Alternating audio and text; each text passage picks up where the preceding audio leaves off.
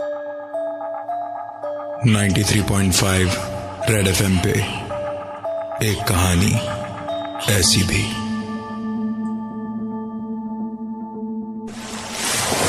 मुंबई, वो शहर जहां लोग आंखों में सपने बसाए आते हैं। दिन की रोशनी और रात की चकाचौंध हमेशा ना इस शहर को जिंदा रखती है, पर इस रोशनी और चकाचौंध के पीछे छिपे हैं कई राज जिनको किसी ने जानने की कोशिश नहीं की, क्योंकि जिंदगी यहां चलती नहीं, दौड़ती है।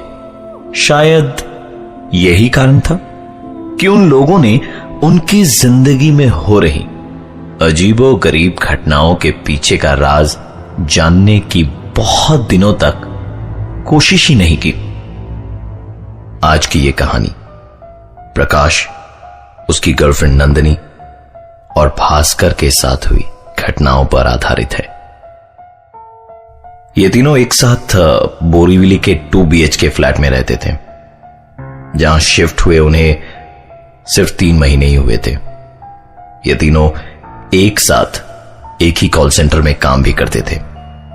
जिंदगी का हर लम्हा एक साथ बिताते। इन तीनों की लाइफ परफेक्ट थी, सिवाय एक अजीब चीज के। हर दिन सुबह जब 3 बजे ये अपनी कॉल सेंटर की ड्यूटी के लिए उठते, तो घर के बाथरूम, किचन या डाइनिंग हॉल की लाइट को ऑन पाते। एक दूसरे से सवाल जवाब करने पर एक ही नतीजा निकलता, और वो ये कि उन तीनों में से किसी ने भी रात को बाथरूम, किचन या डाइनिंग हॉल की लाइट नहीं जलाई थी। इस अजीब घटना की शुरुआत आज से 3 महीने पहले हुई थी, जब उन्होंने इस घर को अपना घर बनाया था। इन तीनों ने इस बात को किसी के साथ भी डिस्कस नहीं किया, क्योंकि उन्हें हमेशा यह डर सताता था कि शायद उनके दोस्त उनका मजाक उड़ाना शुरू कर दे।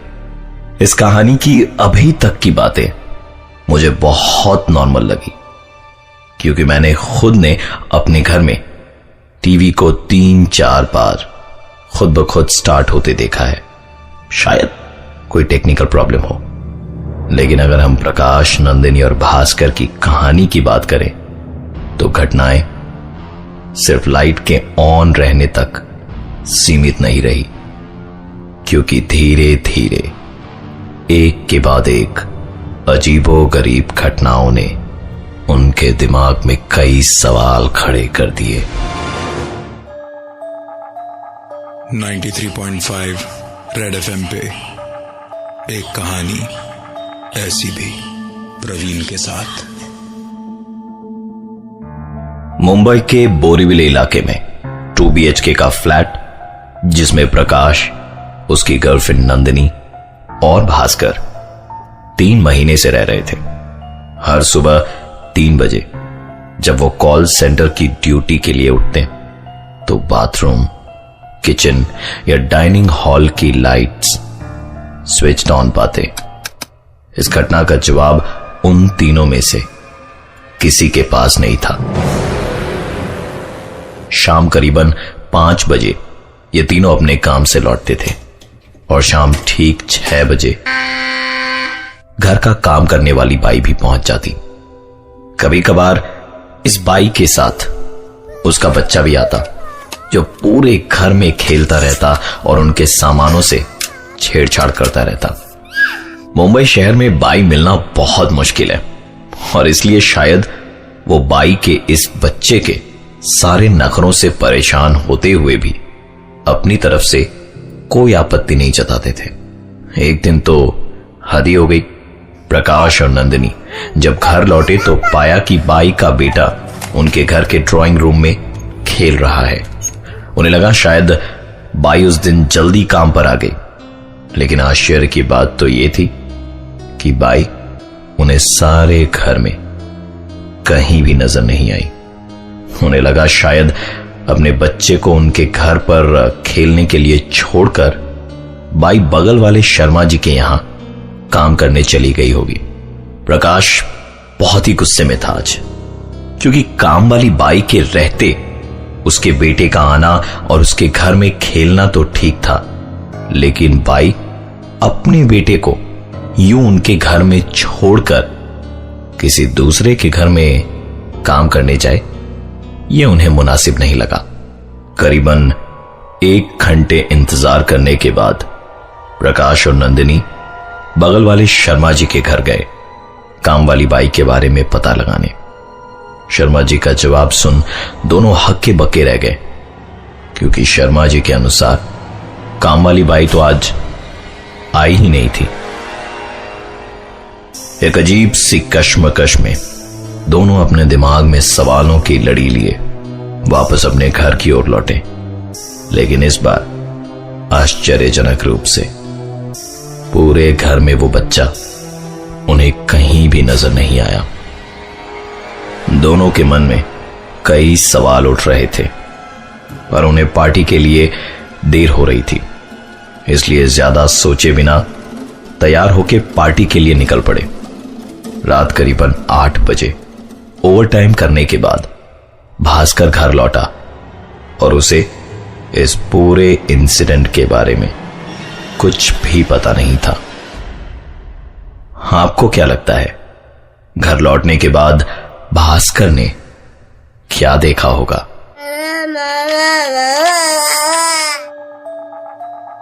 .5 रेड एफएम पे एक कहानी ऐसी भी, प्रवीण के साथ। प्रकाश और नंदिनी ने अपने घर में काफी अजीबो गरीब चीज नोटिस करने के बाद सब कुछ पीछे छोड़ शाम की पार्टी के लिए अपने घर से निकल पड़े। ओवरटाइम करने के बाद भास्कर करीबन 8 बजे रात को अपने घर पहुंचा। भास्कर ने घर का दरवाजा खोला तो पाया कि हमेशा की तरह बाथरूम की लाइट जली हुई थी।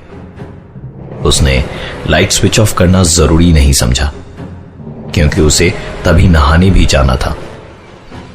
रूम में एंटर करके भास्कर ने अलमारी खोल अपना टॉवल निकाला और बाथरूम की ओर चल पड़ा। भास्कर ने जैसे ही बाथरूम का दरवाजा खोला, उसके पैरों तले जमीन खिसक चुकी थी। बाथरूम के फर्श और दीवार पर सिर्फ खून ही खून के धब्बे थे। डरे हुए भास्कर ने तुरंत बाथरूम का दरवाजा बंद करा और डर के मारे वो मेन डोर की ओर भागा। अचानक उसके भागते हुए कदम एक आवाज को सुनकर रुक गए। ये आवाज भास्कर के कमरे से आ रही थी। सहमे हुए कदमों से भास्कर अपने रूम की ओर आगे बढ़ा और रूम का नजारा देख उसे अपनी आंखों पर विश्वास नहीं हो रहा था। भास्कर ने देखा कि उसके बाई का बच्चा उसके बिस्तर पर अपने घुटनों में मुंह को छिपाए बैठा था। भास्कर ने उससे पूछा कि तुम यहां क्या कर रहे हो? अभी तो तुम यहां नहीं थे। यह सवाल सुन उस बच्चे ने धीरे से अपने घुटनों से मुंह को उठाया। उस बच्चे के चेहरे पर एक अजीब सी तेज और होठों पर एक अजीब सी मुस्कान थी, मानो जिनमें कई राज समाये हों। बाथरूम में खून और बिस्तर पर काम वाली बाई के बच्चे का होना, जिसके अजीब हाव भाव को देख भास्कर अंदर तक डर चुका था। वो तुरंत दौड़ता हुआ उस घर से बाहर की ओर निकल गया। डरे हुए भास्कर के फोन कॉल के तुरंत बाद ही नंदिनी और प्रकाश पार्टी को छोड़कर घर चले आए और तीनों ने बहुत साहस करके उस घर के अंदर जाने की हिम्मत करी। भास्कर, प्रकाश और नंदिनी ने जैसे ही घर का दरवाजा खोला तो हमेशा की तरह 93.5 रेड एफएम पे एक कहानी ऐसी भी प्रवीण के साथ। किसी घर में लाइट का अपने आप ऑन होना शायद इलेक्ट्रिकल फॉल्ट के कारण हो, लेकिन बाथरूम में चारों तरफ खून के छींटे और बहुत ही अजीब सी परिस्थिति में काम वाली बाई के बच्चे का उनके घर में मौजूद होना और दूसरे ही पल उसका गायब हो जाना प्रकाश, नंदिनी और भास्कर के दिमाग में सवालों का तूफान खड़ा कर रहा था। भास्कर प्रकाश और नंदिनी को साथ लेकर जब उन्हें बाथरूम में खून के छींटे दिखाने ले गया तो आश्चर्यजनक रूप से वहां पर कुछ भी नहीं था। रात करीबन 10:30 बजे थे। तीनों इसी सोच में डूबे थे कि क्या आज की रात इस घर में रहना उनके लिए ठीक होगा। इस बीच प्रकाश ने मकान मालिक को फोन लगाया और उसके दोस्त भास्कर के साथ बीती सारी घटनाएं बताई। मकान के मालिक ने सारी बात सुनने के बाद उन्हें बताया कि आज से 10 साल पहले इस मकान में एक परिवार रहता था। कर्ज के बोझ में दबे होने के कारण इस परिवार के कर्ता ने पहले अपनी बीवी और अपने बेटे की बेदर्दी से हत्या करी और फिर खुद फांसी लगाकर आत्महत्या कर ली।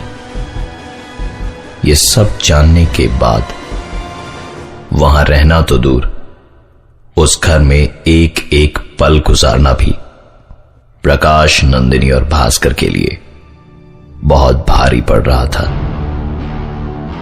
बाथरूम में खून देखने की घटना को शायद मन घड़त मानने के बावजूद भी हम उसे आज से 10 साल पहले घटी घटना से जोड़ सकते हैं, लेकिन काम वाली बाई के बेटे का विवादास्पद रूप से उनके घर में मौजूद होना और अचानक से गायब हो जाना, इसका कारण किसी को भी मालूम नहीं था।